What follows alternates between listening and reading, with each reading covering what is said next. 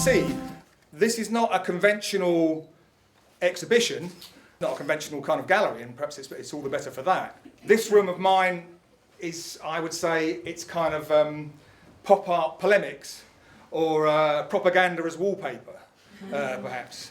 We might produce it in rolls that could be put up in your children's bedrooms. The reason I wanted to do this, wrote the book and then agreed to do this room was because I just felt that Andrew's dancing ahead of a pin argument about whether we should have statutory regulation, a Royal Commission backed by statute, a Royal Commission without statute, Ofcom or anything else. The kind of minutiae of that debate was losing sight of some first principles. And the first principle that I wanted to establish was that, as far as I'm concerned, the press in this country is already neither free nor open enough. Even before we have any new system of regulation, it's already neither free nor open enough. And the last thing we need is an even less free press. And that's why I wanted to put that argument on the table, because I think it's been almost entirely absent from the discussion, which has all been, and it's a great credit to Hacked Off that it's all more or less taken place on the terms which they have dictated. It's a shame that Lord Justice Leveson isn't here tonight, but we've got the second best thing, we've got his ghostwriter, who Brian, who wrote most of them. Well, I can only recommend you to read Brian's book, and you'll find that most of Leveson's proposals are all in there. You know, that's where he got his ideas from. So I should sue. You should have a credit on the front of the report, Brian.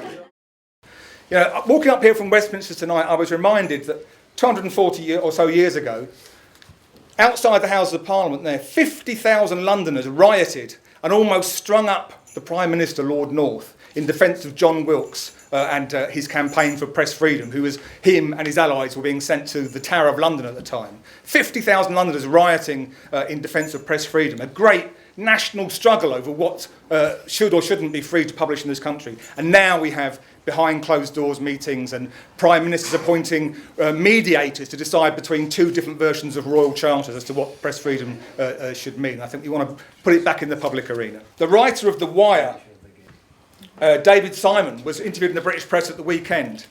David Simon, a man who's written The Wire, who's written about the most degraded and terrible sides of American society, told the British press at the weekend he couldn't work in this country, he couldn't work under our press laws, he thinks they're anathema to democracy. You know, and I think there's a real lesson here about the difference between us and America. We have got 2,000 pages and 1 million words of the Leveson report. The Americans have 45 words of the First Amendment to the US Constitution, which says Congress shall pass no laws infringing on the freedom of the press or freedom of speech. The British press is already neither free nor open enough. You don't have to have horror fantasies about becoming Zimbabwe on sea to say there are already far too many laws restricting freedom of expression in this country. You don't have to say, we're living in a police state, to say that there's something wrong with the situation where the Metropolitan Police could conduct 3 inquiries into the press which have become the biggest criminal investigation in British criminal history. Just think about that for a moment. A free press means it's free. It means it doesn't have to comply with my tastes or Brian's tastes or anybody else's tastes. Freedom of expression means freedom with no buts. And so you don't have to like the British tabloid press, but in a free society you really should have to lump it. This is one of my favourite panels, Spot the Ethical Journalist, my heroes of the 500-year fight for a free press in this country. In particular, John Wilkes and W.T. Stead would never have qualified for any licences for journalism that people want to issue today, would never have qualified for Lord Justice Leveson's kite mark for safe and ethical journalism.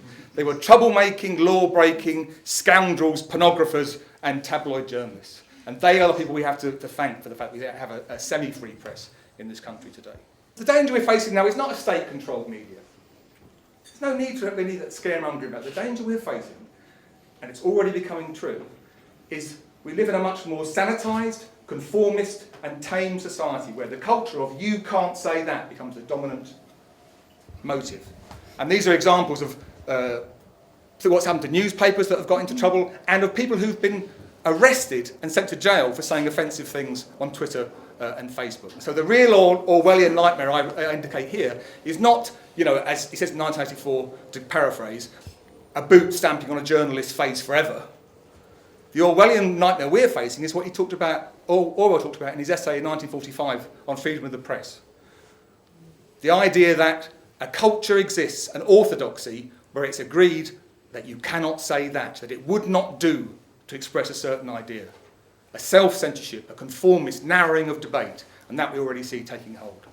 And the price we're going to pay for this is that at a moment when we ought to be looking forward to the greatest future of freedom of expression imaginable on the web, the greatest revolution in communication since the printing press, we are actually living in a society where not only do we have the Leveson effect, external regulation, but the Leveson within, where so many people on the web now want to use their freedom of expression to tell other people that they should shut up and report them to the police for saying things that they don't like. That's what this is about. What the First Amendment says is, you shall pass no law. It's hands-off.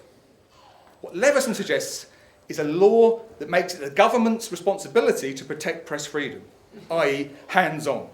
And as far as I'm concerned, that means putting the fox in charge of the chicken coop. And if you read the details of Leveson, and I really don't want you to, but people like me have to read it so that you don't have to. He says, politicians should be able to interfere in the matters of the press only, listen to this, insofar as it is for a legitimate purpose and is necessary in a democratic society. And the question that poses, like all of these things, is who decides? Who says what's legitimate? Who says what's necessary? What the First Amendment says is, it's never legitimate for the chicken coop. There's no such thing as a free press. We need one more than ever. There's only one thing worse than a free press, and it's an unfree one.